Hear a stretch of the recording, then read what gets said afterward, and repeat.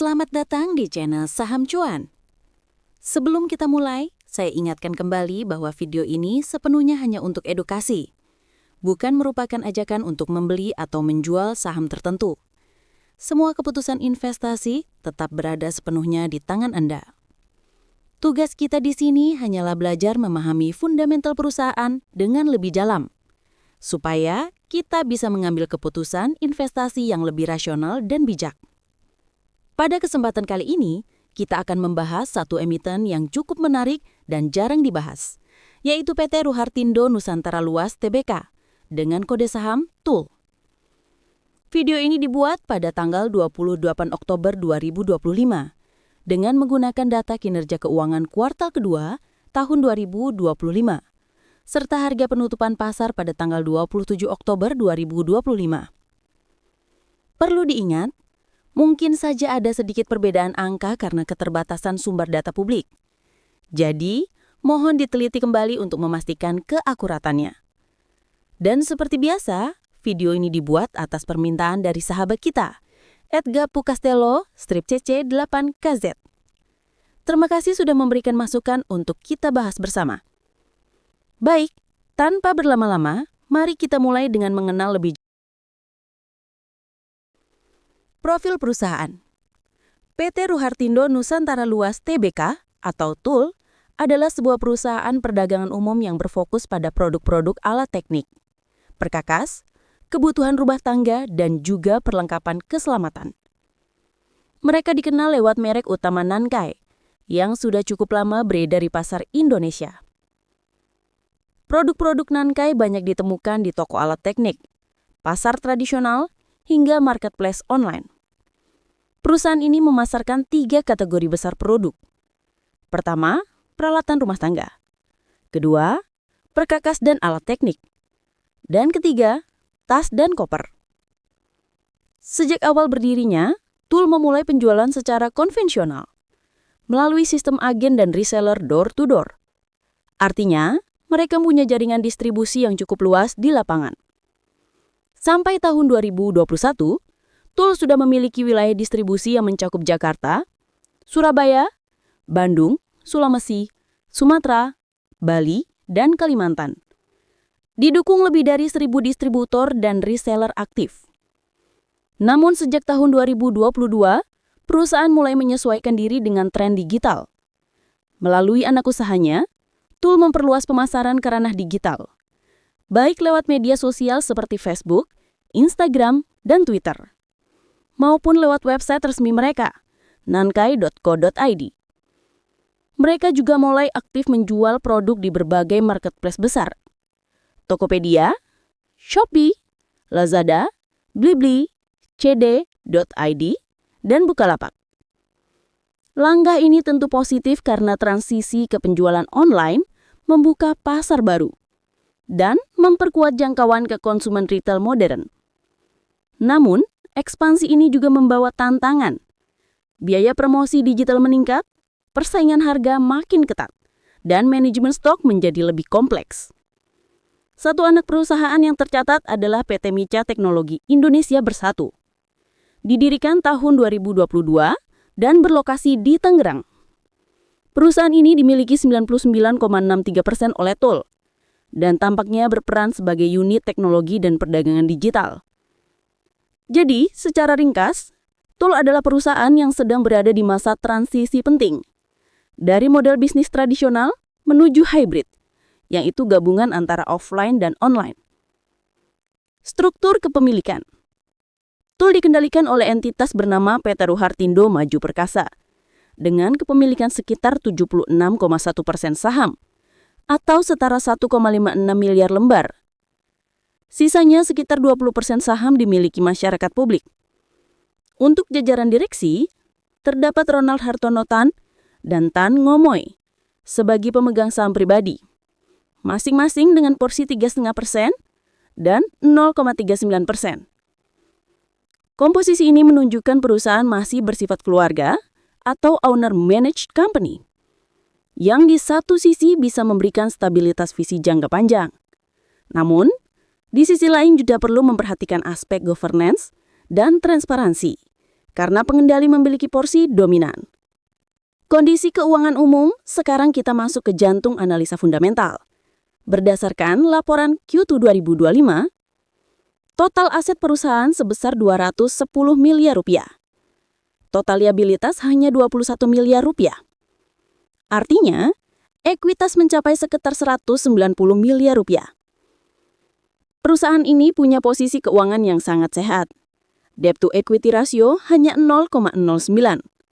Dan total liabilities terhadap equity hanya 0,11. Artinya, TUL hampir tidak memiliki beban utang signifikan.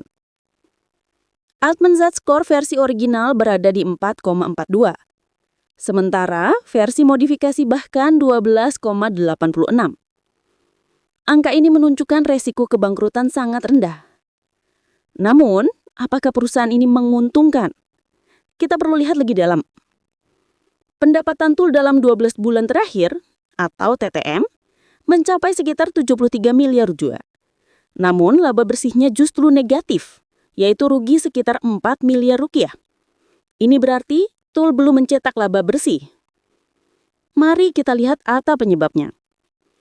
Profitabilitas dan margin. Dari data, gross profit margin TUL mencapai 40,82% per kuartal. Angka ini tinggi untuk bisnis perdagangan. Artinya, dari setiap 100 rupiah penjualan, TUL masih menyimpan sekitar 40 rupiah sebagai laba kotor. Namun, setelah dikurangi biaya operasional, operating margin turun menjadi min 2,8%. Dan setelah semua beban lain, net profit margin menjadi min 5,04%. Apa artinya? Perusahaan sebenarnya menjual produk dengan margin bagus, tetapi biaya operasional terlalu besar hingga menghapus seluruh keuntungan kotor. Penyebabnya bisa beragam. Biaya logistik dan distribusi tinggi, biaya promosi online meningkat, beban gaji atau marketing tim lapangan, atau cadangan penurunan nilai persediaan atau inventory write-off. EPS TTM adalah min 1,74 rupiah.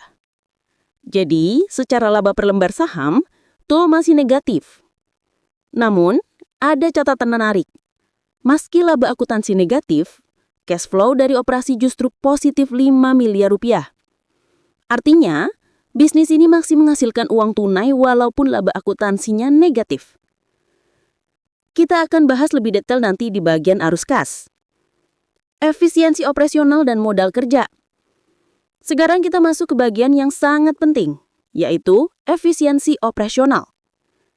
Angka-angka berikut cukup mencolok. Pertama, days inventory. 651 hari. Artinya, rata-rata stok barang tuh tersimpan hampir 2 tahun. Days sales outstanding 83 hari. Artinya penagihan ke pelanggan memakan waktu hampir 3 bulan. Receivable turnover hanya 1,1 kali per tahun. Cash conversion cycle 734 hari. Angka ini ekstrim. Ini berarti TUL membutuhkan waktu lebih dari 2 tahun untuk mengubah kas menjadi barang, menjual barang itu, dan kembali menjadi kas lagi. Walau terlihat current ratio sangat tinggi, yaitu 16,36, dan quick ratio 4,36, itu bisa jadi disebabkan oleh persediaan yang menumpuk.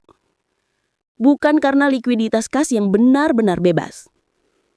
Masalah utama TUL saat ini adalah perputaran persediaan dan modal kerja. Banyak uang perusahaan yang terkunci di gudang dalam bentuk barang. Barang ini mungkin belum laku atau dijual sangat lambat di pasar.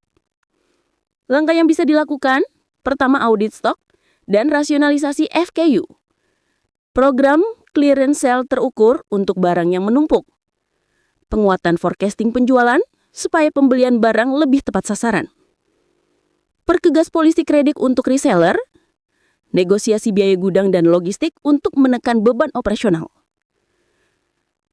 Juga perusahaan mampu menurunkan days inventory dari 650 hari menjadi di bawah 300 hari, itu bisa membebaskan miliaran rupiah kas dan langsung memperbaiki arus kas serta profitabilitas. Arus kas dan solvabilitas. Kita masuk ke laporan arus kas. Meskipun Tool mencatat ruginya bersih 4 miliar rupiah, cash from operation atau arus kas operasi justru positif 6 miliar rupiah. Artinya, bisnis ini masih menghasilkan uang tunai walaupun laba akuntansinya negatif. Biasanya hal ini terjadi karena adanya beban non-tunai seperti penyusutan aset atau perubahan nilai persediaan. Free cash flow TTM juga positif 2 miliar rupiah. Ini berarti, setelah dikurangi belanja modal, Tool masih punya kas bebas yang bisa digunakan. Cash from financing negatif 5 miliar rupiah, menunjukkan perusahaan membayar kewajiban atau menarik sebagian dana. Cash from investing juga negatif 3 miliar rupiah, kemungkinan untuk investasi infrastruktur, warehouse, atau sistem IT. Dari sisi solvabilitas, Tool sangat aman. Debt to equity ratio hanya 0,09 dengan Altman Z-score tinggi, menunjukkan tidak ada ancaman kebangkrutan dalam waktu dekat. Secara sederhana, Tool tidak punya masalah utang, yang menjadi keuntungan besar bagi perusahaan dagang kecil menengah seperti ini. Baik, sekarang kita lihat bagaimana pasar menilai Tool. Dengan market cap 115 miliar rupiah dan book value 190 miliar rupiah. Price to book value Tool hanya 0,6 kali. Artinya, saham ini diperdagangkan di bawah nilai bukunya. Dari sudut pandang value investor, ini bisa dianggap murah. Namun, murah belum tentu worth it. Diskon harga ini bisa jadi mencerminkan keraguan pasar terhadap kemampuan perusahaan menghasilkan laba di masa depan. Price to sales ratio 1,57 kali. Relatif moderat untuk perusahaan perdagangan. Price to earning ratio tidak bermakna karena laba negatif. EV per EBITDA 34 kali masih tinggi, menandakan valuasi berbasis arus kas belum efisien. Jadi, dari sisi valuasi, Tool punya potensi undervalue, tetapi masih butuh trigger fundamental untuk naik kelas, seperti perbaikan inventory, peningkatan penjualan sebasis data, dan konversi laba kotor menjadi laba bersih. Baik teman-teman, sekarang kita bahas risiko yang perlu diperhatikan investor. Pertama, risiko persediaan. Days inventory sangat tinggi. Jika stok menumpuk terlalu lama, maka perusahaan terpaksa menjual dengan diskon besar, bahkan menanggung penurunan nilai barang. Kedua, risiko penurunan penjualan. Revenue kuartal terakhir turun hampir 39% year on year. Jika tren ini berlanjut, maka perputaran kas akan makin sulit. Ketiga, resiko piutang. Day sales outstanding 83 hari menunjukkan penagihan ke reseller masih lambat. Keempat, resiko digital execution. Ekspansi online bagus, tapi jika biaya promosi tinggi, tanpa hasil yang sepadan justru menggerus margin. Namun, di balik resiko, selalu ada peluang. Beberapa katalis positif yang bisa mengubah arah Tool adalah 1. Reduksi stok besar-besaran secara terukur.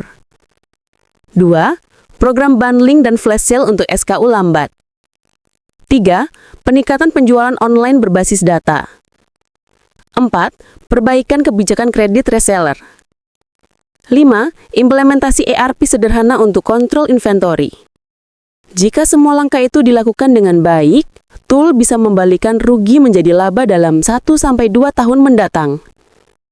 Baik teman-teman, jadi sekarang saatnya kita menarik kesimpulan dari seluruh pembahasan ini.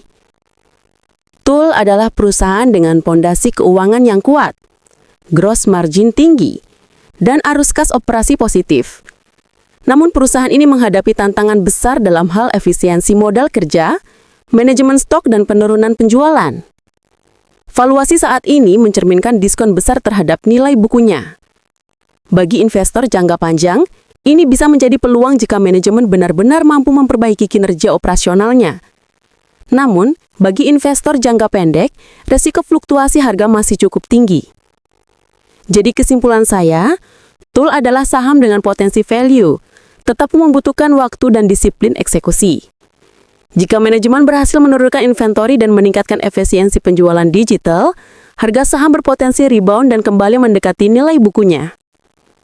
Sementara itu, bagi kita para investor retail, Tool adalah contoh menarik tentang bagaimana laporan keuangan bisa memberi sinyal lebih awal tentang kekuatan maupun kelemahan bisnis. Demikian analisa fundamental lengkap PT Rohartindo Nusantara Luas Tbk. Semoga video ini membantu memperluas wawasan Anda. Jangan lupa like, subscribe, dan nyalakan lonceng notifikasi agar tidak ketinggalan pembahasan saham fundamental berikutnya. Terima kasih sudah menonton. Sampai jumpa di video berikutnya di channel Saham Cuan. Salam cuan cerdas untuk semua investor.